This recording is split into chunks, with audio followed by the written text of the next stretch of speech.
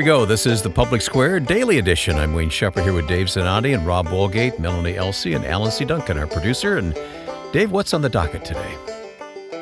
Well, we want to continue a conversation that we started on the longer format version of the Public Square. And we do so with a disclaimer.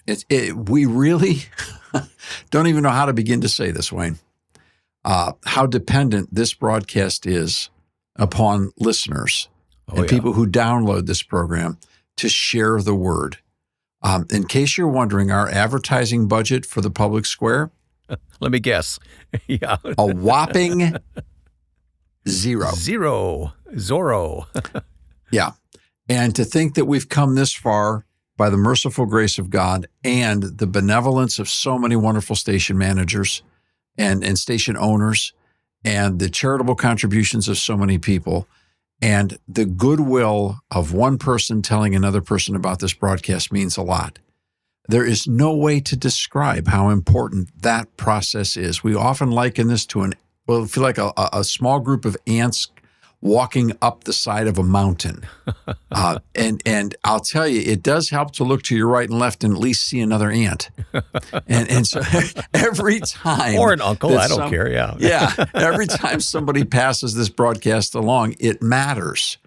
Now, we came on to something a while ago. In fact, it's at least a year, if not longer, in analyzing what it looked like this election was going to be, what issues would drive this election. And of course, that doesn't mean what surprises would happen. If you go back a year from now, project out what you thought the presidential race would look like, all the things that have happened, it's like, that's why you can never, ever, ever trust polls. Because polls are a snapshot in a moment, but events can change everything. Right. And so you have to walk in a balanced perspective, but you can monitor issues. And we could see inflation coming, and we could see Israel coming, and we could see the issue of abortion coming, and that the issue of abortion would probably be the one that the progressive left would count on the most to turn things in this election. And so we want to talk briefly again today about what's happening in that issue, because there is an amazing thing going on that may or may not have any impact whatsoever. But it's still amazing. And what's amazing is the people who have been trying to tell the facts for the last several years about what's really happening in abortion post-Dobbs have been severely criticized, castigated in some cases, mocked. But all of a sudden, the facts are catching up with the issue debate. Now, whether that will happen in time to change anyone's vote or mind, I have no idea. That's not the purpose of this presentation. But the facts matter when it comes to this conversation. And we recently talked about an article that appeared in The Atlantic. And I'm glad that people listen to us go, here they go again about The Atlantic. I don't even know what that dumb thing is. What is that thing? That's one of the oldest magazines continually published in the history of the United States. Goes back before the Civil War. What's a magazine?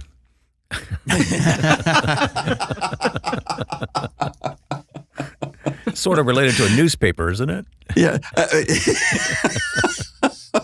Well, The Atlantic has been one of the magazines. If there's a magazine of record, The Atlantic and the Saturday Evening Post would rank the longest. If there's newspapers of record, as we've talked about, the New York Times, the Washington Post have been sort of the papers of record. And now in the internet era, these publishing outlets are still widely circulated, but they're circulated online. So it's not so much a subscription service. But more significantly, The Atlantic is part of the left-wing brain trust. What they publish, they know academics and other media leaders and corporate leaders are reading and viewing. By the way, has anybody purchased a magazine lately and found out what the price is? You know, my grandson is into Legos, so I was looking over the newsstand the other day. There was a Time magazine edition devoted to Legos, of all things. It was $18 for that magazine. Wow. What? That's a sidebar issue, but it was just, it irked me. So, wow, drop a cool 20 for a magazine? And Whoa. I love my grandson, but I did not buy it, no. You're a wise man. Oh, so we're talking about the question of how The Atlantic stacks up with the facts. And we're continuing this conversation. And the reason that we are is because the facts truly matter. Now, what we're discovering is that we hope it's not too late. We hope it is not yet too late for people to get the facts before they vote, because there are ballot issues in 10 states. 10 states have got ballot issues on this. Now, maybe you're not one of the states as a listener, but you know somebody who lives in one of those states. It'd be a great time. Coming close to a state near you, too. Yeah. It'd be a great time to get those folks an opportunity to access this publication. Melanie, you've got the 10 states, if I'm not mistaken, right up on your computer. What are the 10 states we've got ballot issues coming in that are being voted on right now? On just on the life issue, just on the abortion issue, we have Arizona, Colorado, Florida, Maryland, Missouri, Montana. Nebraska has 2, one from a pro-life perspective and one from a pro-abortion perspective. Nevada, New York, and South Dakota. I would venture to say, I think it's important to state that almost all states have some type of ballot issue on some issue, whether it's life or economics or redistricting or whatever it is. Or marijuana. The marijuana's out there in a lot of states too. Yeah. Colorado, for example, has 9 different ballot issues, and there are states that have more. Some have less. Ohio has just 1. But these ballot issues are very important to look at the language before you walk into the booth, because it's hard to stand there and try to read through the language on the spot while you're trying to cast your vote. Rob, if folks go to ivoters.com from Colorado, will they be able to see the language on those 9 ballot issues? They will. They'll be able to see, they'll be able to enter their address and zip code, and up will pop the candidates in their area. But also, if your state has a ballot issue, such as Colorado, that information will be there as well. There's so many times we step into the voting booth and we know what's at the top of the ticket, but we don't know what the rest of the ticket looks like. So this is a way to have that information. And for ballot language, you want to do a little bit more homework, because in some states we know it can be manipulated so that a yes means no and a no means yes, and so confusing depending on what the issue is. So we do our best to provide you with the exact language from the respective Secretary of State's office. Well, that's an important point, because we don't want to provide you with opinions on the ballot issue. We think it's important that voters see the actual language. We did a whole See the Language campaign recently for a different ballot issue, but it's important. And it's sometimes, if it's not the Secretary of State as the source, it's the legislative branch. If they put something on the ballot, you might see legislative language. And usually in that situation, the underlined language is new. That's what you need to pay attention to. Rob, what's more important to you, that people go out and vote, or that you influence them to vote the way you hope they would? That they go out and vote and they're educated in the process. I think everyone that legally has the right to vote should participate and vote. But I think they need to be educated before they go vote, because I think an educated electorate is an effective electorate. I mean, look, your mom's a school teacher and she's probably cringing right now. You actually think that you can educate voters? How do you do that? You just give them the info. They have to do a little bit of work themselves, but you provide them a resource where they're able to look up where candidates stand on issues, look at candidate websites. What we found very beneficial of late is a lot of candidates have social media sites, and you see how they interact with other folks, or you see what their team is saying online. I'm going to tell you something. That'll tell you what type of person you're about to put into elected office. When you see those communications, you're like, hang on a second here. You talk like that? Or, yes, I agree with them in the way they're representing that. Well, they may not agree with them on every issue, but you know that they're going to represent you in your best interest. Yeah, that's true. Very often websites are static, they don't change very often. And yet the social media, they can update several times a day if they wish to. And you will see what questions other people are asking of those candidates. So it is very, very helpful. And let me add, it's never been easier. You talk about educating voters. It's never been easier to get that education than by going to ivoters.com and just simply putting in your address. The other feature of ivoters.com is we have PAC endorsements. So you have political action committees that give money to candidates and endorse a particular candidate. We list all sides of the spectrum. We have Susan B. Anthony on the pro-life side, and we have Emily's list on the pro-abortion side. Of course, Emily is not a woman's name. It's early money is like yeast. It's an acronym. But they would only support pro-abortion Democratic women. They wouldn't even support men. So if you look at the endorsements, you'll know if a candidate from your area is on that list, because you can look it up by state. You'll know who is on your side of a particular issue or on someone else's side. We have those endorsements are from economic groups, from environmental groups, the life issue, all kinds of endorsements that's worth perusing through that. The other point is that especially new listeners may not realize that we have postcards available that can be put in bulletins as bulletin inserts for churches or to be passed out, or any nonprofit, churches and other nonprofits can participate in iVoters by sharing the website, either through the postcard distribution at your church or through just sharing the link, online to others. Getting the word out and having people be able to get on this easy-to-access website, street name and address and zip code. We don't even ask for your name to get the candidates on your ballot listed for you to look at ahead of time. Yeah, Melanie, you mentioned churches. I was actually just emailing back and forth with my pastor today at time of recording about iVoters and sharing it with him. And it's a relatively easy thing to share with your pastor or, elders or deacons, people at your church, because it's nonpartisan, it's nonprofit, and they're not going to think you're some crazy extremist on either side of the aisle. You can just say, hey, listen, this is not a voter guide. This is simply something for people to get the information about who's on their ballot down the line, because there's a lot of people that really are sick of talking about the top of the ticket. Well, it's on there, but so is everything down to the state house. So you got a lot on there. You got ballot issues on there. And so it's something that you can share with your friends, your family, your pastor, your church. All right, we say it often, but maybe you're ready to write it down. iVoters.com. Let's take our break. This is the daily version of The Public Square. Stay with us.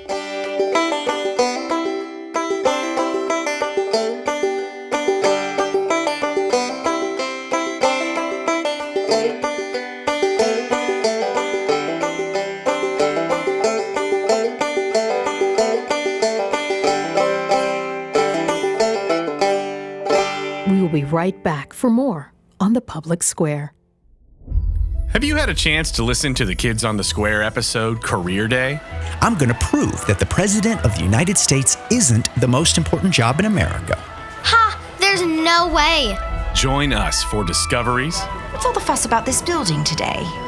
55 of the most important, influential, well-educated, and bravest men in the United States are in that room right now deciding the fate of our nation. A wackadoo review. My favorite grannies is Bingo. Yes. And Billy being grannies. And plenty of laughs. Yes! Victory! Oh, well, let's go. High five. High five. High five. Don't push it. Okay. Kids on the Square aims to bless, encourage, and educate the next generation of American children by creating resources for families to connect and communicate in this digital era. So what are you waiting for? Grab a friend, share this episode with your family, and join us today at Kids on the Square. Spreading the light of liberty across the land. Now back to the Public Square.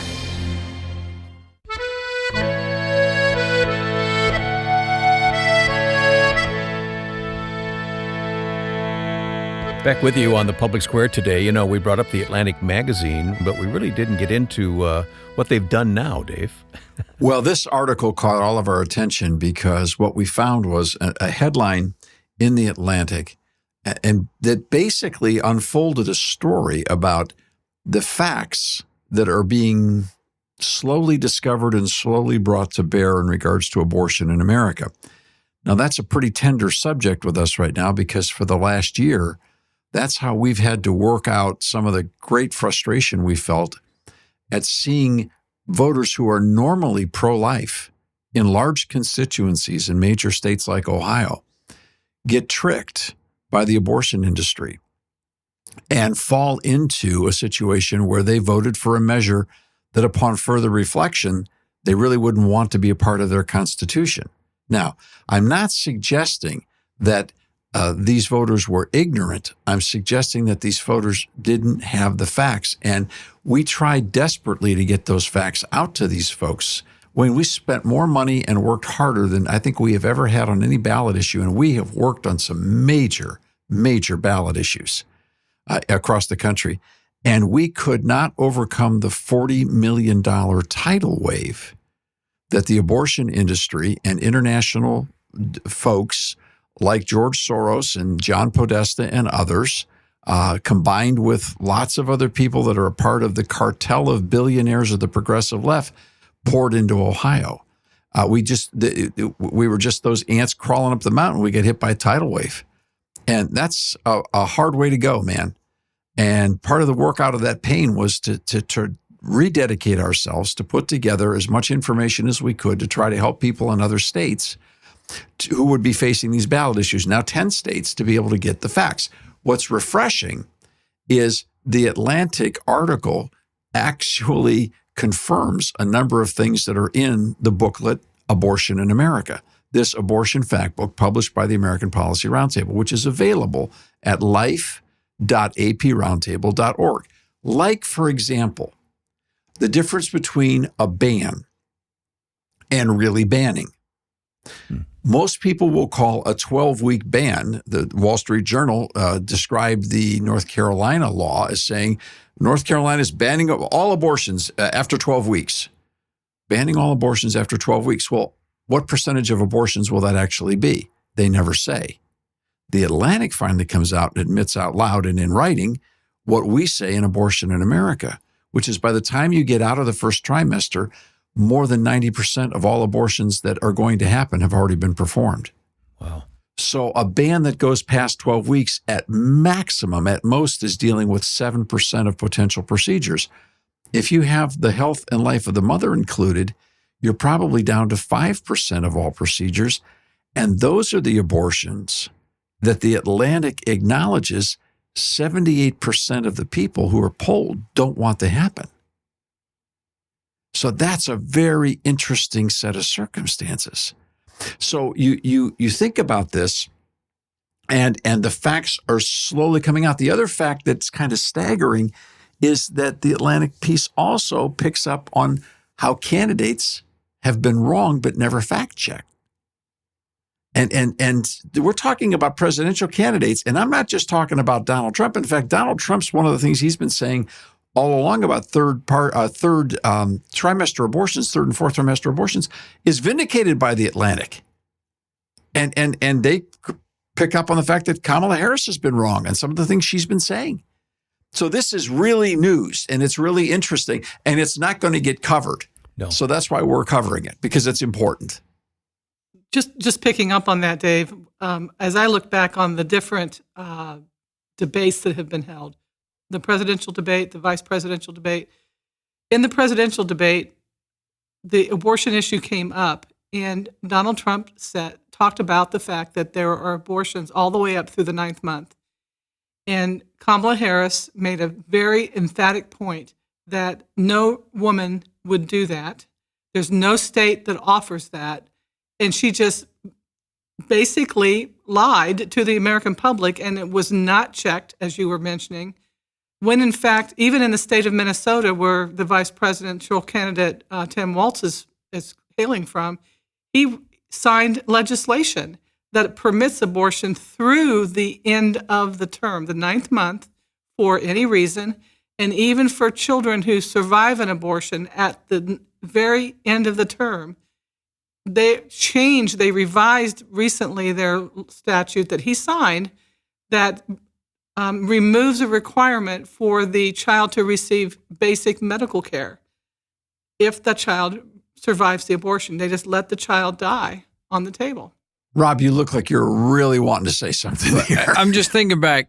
I never thought, I'm thinking of all the commercials I see on TV for the state in which I live, for the United States Senate race that's happening.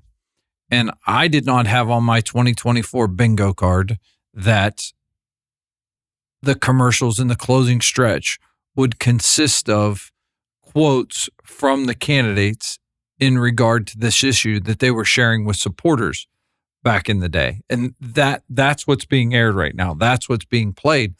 And it always leaves me, and I know we've hit on this before in other programs, the fact that in these United States Senate races, this issue is being highlighted.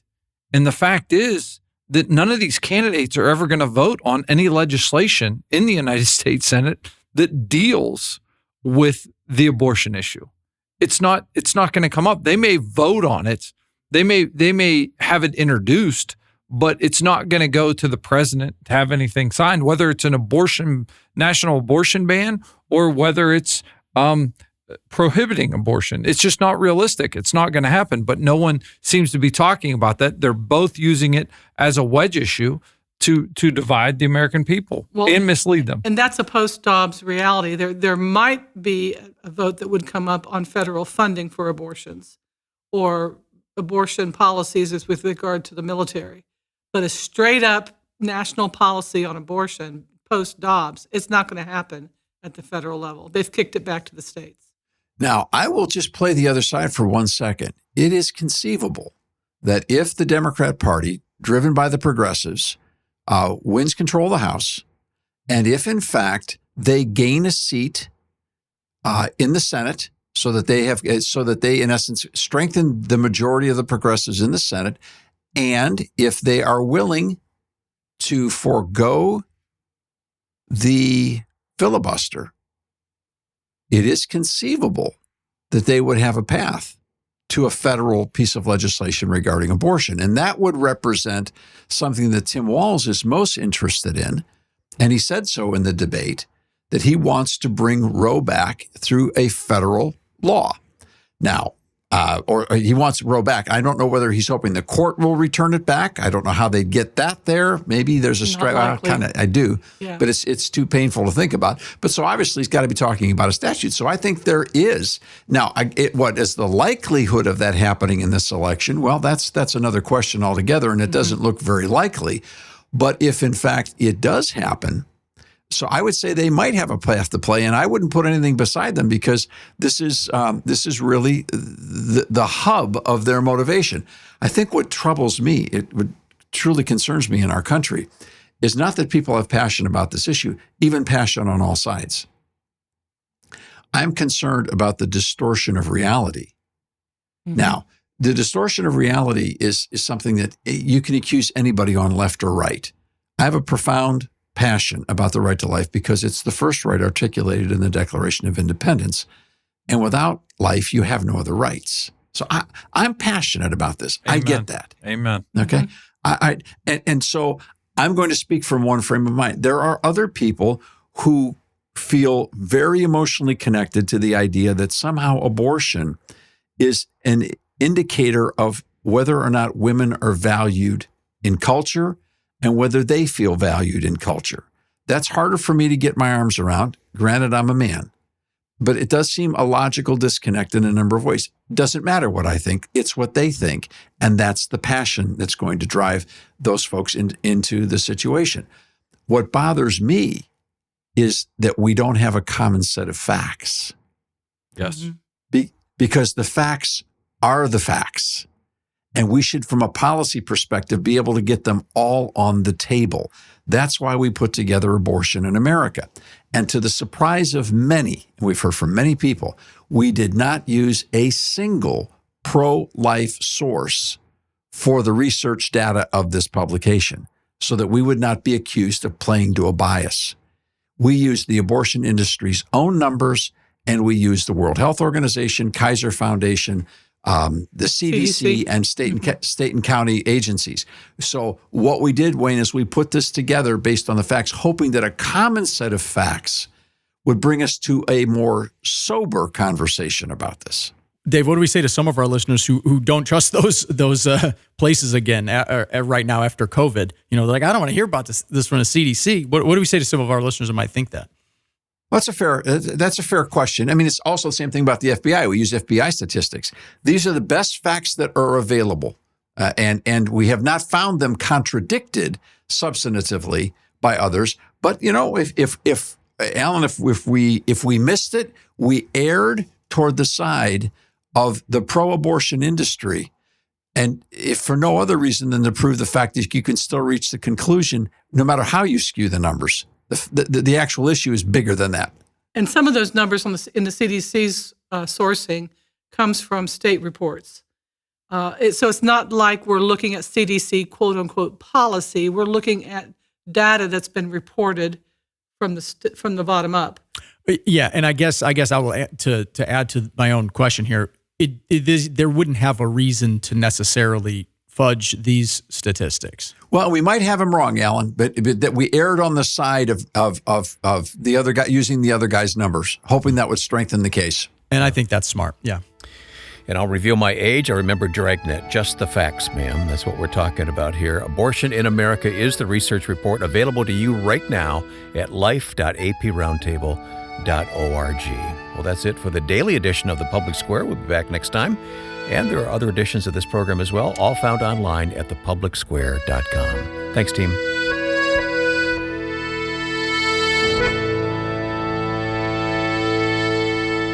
The Public Square is a broadcast service of the American Policy Roundtable.